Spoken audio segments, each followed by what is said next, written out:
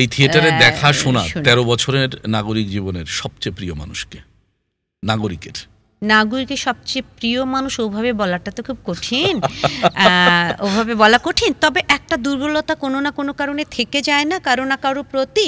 আমি সেই বিবেচনায় আপনাকে বলি যে আমি যখন নাগরিকের হয়ে প্রথম মঞ্চে দাঁড়ালাম, তখনকার বিষয়টা হলো কি, দেওয়ান গাজী কিসায় 3টা প্রস্টিটিউটের ক্যারেক্টার আছে, যেটা সবসময় খুব মানে ধরেন ভালো অভিনয় করে, কিংবা একটু স্টার, মানে অভিনয়ের দিক থেকে আমি বলতে চাচ্ছি, স্টার আমি অন্য সেন্সে বলতে চাচ্ছি না, আজকালকার সময়ের সাথে মিলিয়ে বলছি না, তারা করতেন। তার মধ্যে করতেন ওটা সারাজাকের লাকি ইনাম রওশনারা হোসেন।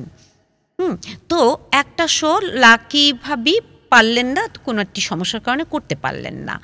সামহাও ওনার কেন আমার কথা মনে হয়েছে, তখন উনি নির্দেশককে বলেছে যে এটা আমি করতে পারছি না ওই দিন শোটা, এটা মানে সেই আমার নামটা বলেছে, অথচ তার সাথে কিন্তু কোনোদিনও আমার এরকম কোনো বিষয়ে কথা হয়নি, বা আমি সেই মেয়ে না বলবো যে আমার জন্য একটু দেখেন, সেই মেয়েই না আমি এখন পর্যন্ত না।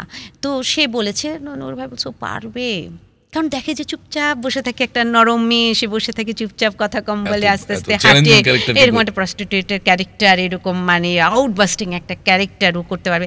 তখন লাকি ভাই বলেছে দেখেন না চেষ্টা করে, আমিও ওকে হেল্প করব, এই বলেছে। পরদিন লাকি ভাবি আমাকে ডাকলেন, লাকি ভাবি আমাকে একদিন রিহার্সাল করিয়েছেন এবং কস্টিউম দিয়েছেন। হ্যাঁ, আমি পরদিনই মুখস্থ করে তারপরে আমি করেছি।